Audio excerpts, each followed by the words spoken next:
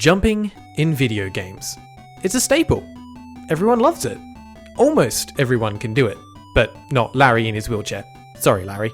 So, what happens if you have a platforming game where you don't jump, but instead hit things to bounce off them? In today's side quest, we're tasked with reviewing Pole, a difficult 2.5D precision platformer about attacking things. With a pole. Quest accepted. Pole was released in May of 2022 by Uvanis.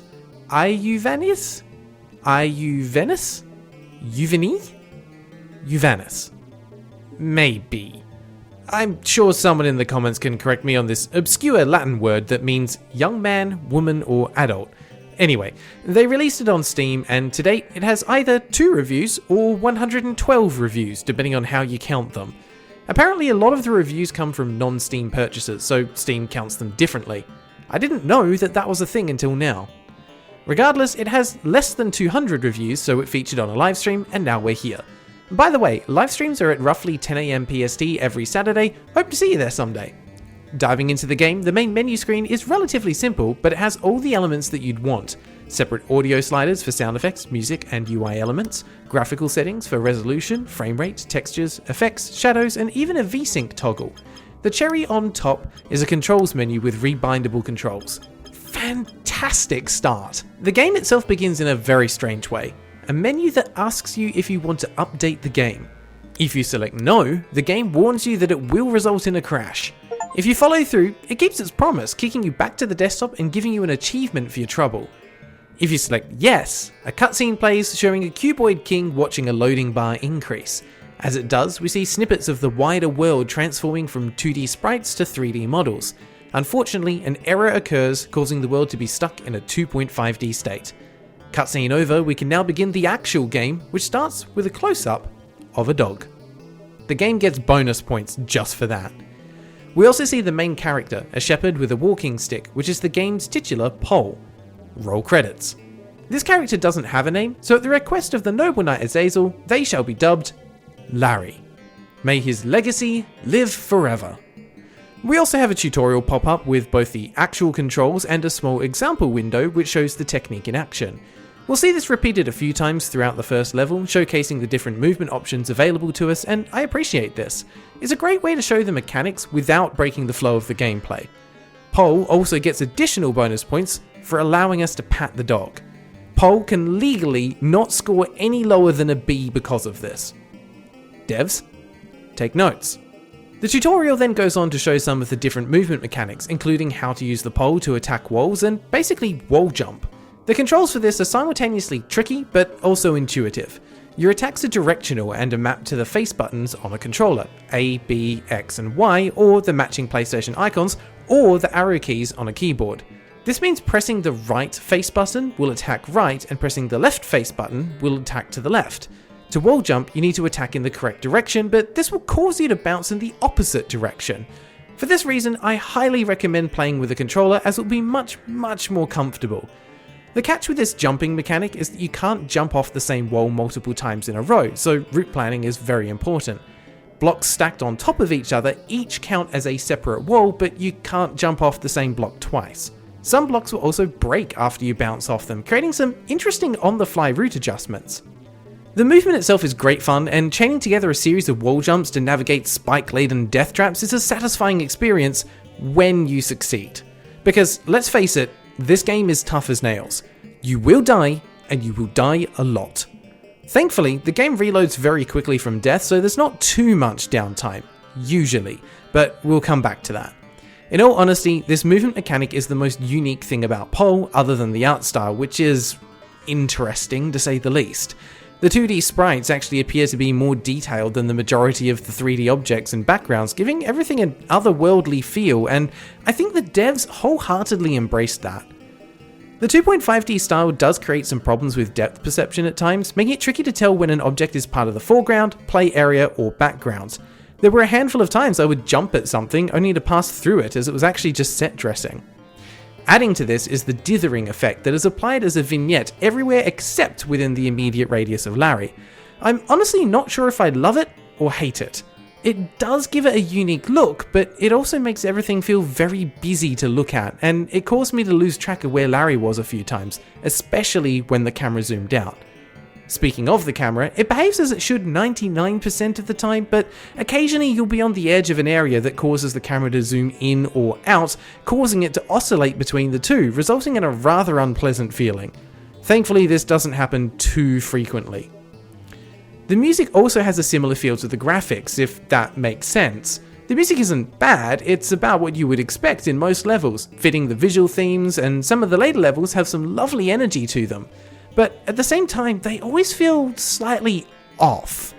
The music in one of the forest levels is a great example. Have a listen.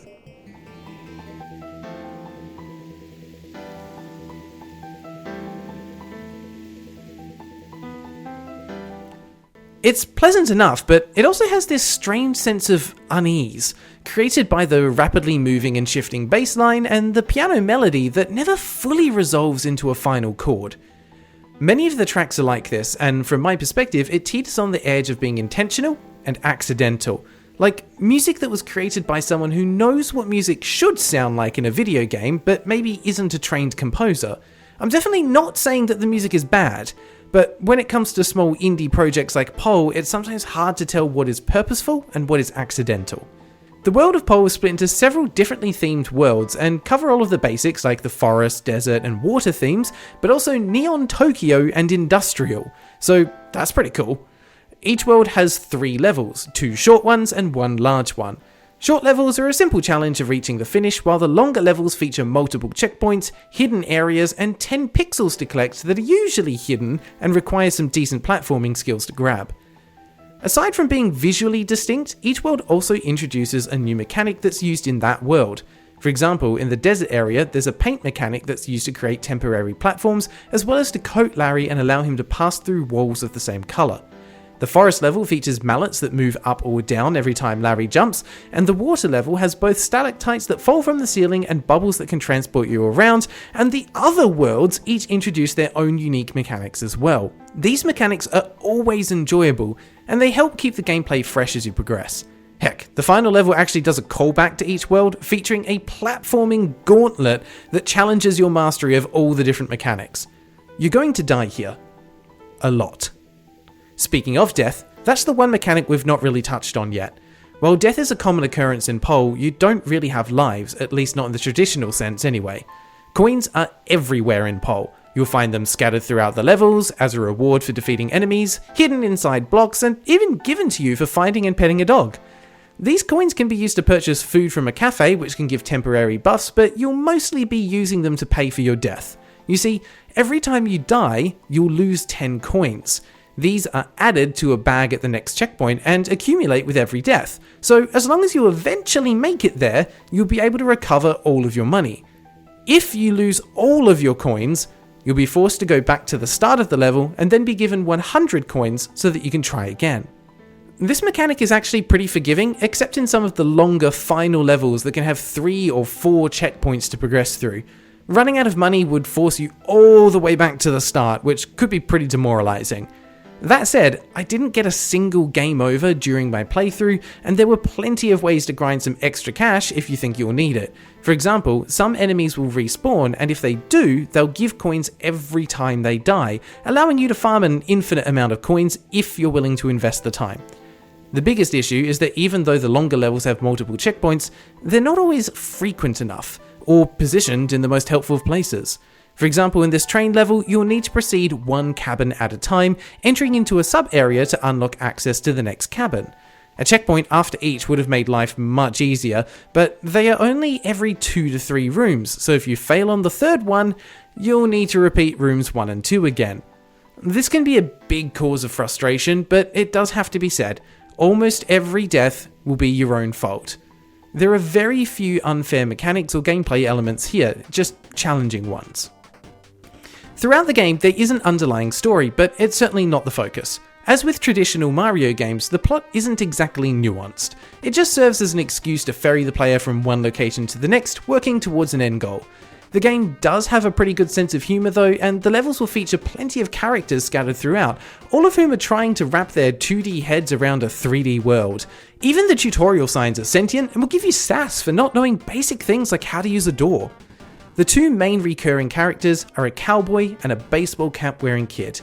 They'll tag along from level to level as you journey towards the king's domain and gather the missing pixels along the way. It's a small touch that I appreciate, as the game wouldn't really have suffered in my opinion if they had been missing, but having them present gave me something to look forward to at the start of each level. The overall difficulty of the game is worth discussing though. It has to be said, this game is hard, but it's also short. I played through the entire game in one sitting during a 5.5 hour long livestream, not that I'd recommend doing that. There isn't really a difficulty curve to speak of, but there are some difficulty spikes. There's one in the tutorial level, a wall that requires a good understanding of the wall jump mechanic to pass. I imagine that a number of people probably never made it past this point. There's an achievement for starting a new game, which 90% of players have, and an achievement for dying 100 times, which only 16% of players have. I doubt this is because the majority of players finish the game with less than 100 deaths. No, more likely they quit long before they got close to that. There's a second difficulty spike in the forest level with a tower. Climbing up this thing took much longer than I'd like to admit the first time, but upon replaying it later, took a fraction of the time. This is the first level that really requires good pathing to avoid accidentally bouncing into spikes, and sometimes the route to take isn't 100% obvious. The next difficulty spike is in a car chase level. Yes, Pole has a car chase level. Jumping from car to car isn't too difficult, but it will require a few attempts to get the timing down. But the real challenge is inside the back of one of the trucks. After clearing out the enemies, you're left with a very challenging jump that requires bouncing off the side of one block high enough that you can then bounce over the spikes that are on top of the same block, but still bounce off the opposite surface of the same block. Basically, you have to hit the left side, bounce off, up and over, and then hit the right side all in one smooth motion. We were stuck here for a while during the stream. After that, you will have mastered most of the mechanics, so it's mostly down to trial and error from there onwards. Scattered throughout the game are a handful of boss fights, which range from fairly challenging to a complete walk in the park. This is a bit of a shame, because there was clearly so much care put into the levels, so having a boss fight that you can basically stun lock until they die was a bit disappointing. It feels like they focus too much on using the niche mechanics specific to that world, rather than the core mechanics of the game to make the boss fights interesting. The final boss is unfortunately in the same boat. He only has a handful of attacks which are simple enough to dodge, so it becomes a matter of patience to wear him down. But then he has a second phase, and I admire the devs for taking some risks with this, because the game stops being a platformer and becomes a bullet hell game just for this fight. And as a result, it adds just the right amount of challenge. Finishing the game will unlock a rage move where Larry just hits the ground with his head. It's silly, and I love it. It's worth mentioning that there appear to be different endings for the game depending on whether you've collected all the pixels or not.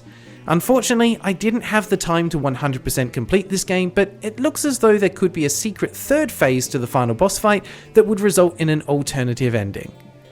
All things considered, I really enjoyed my time with Pole. If you're after a relatively short but challenging 2.5D platformer with a unique movement mechanic, this could be a great game to grab, and it's pretty well priced at $17.49 Canadian.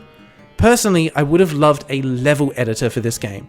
I think that if the community had their hands on it, they could have created some pretty amazing levels that really use the movement mechanics to their fullest. Additionally, I can see some speedrunning potential here as well, planning out the optimal routes. If you're interested but not convinced, there's a free demo available, so you can try out the game before committing to the purchase. At its heart, Pole just feels like a homage to the classic difficult but fun platformers, and it's unapologetic with what it's trying to achieve, and I can't help but respect it for that. Taking everything into account, my final rating for Pole is Rage out of 10.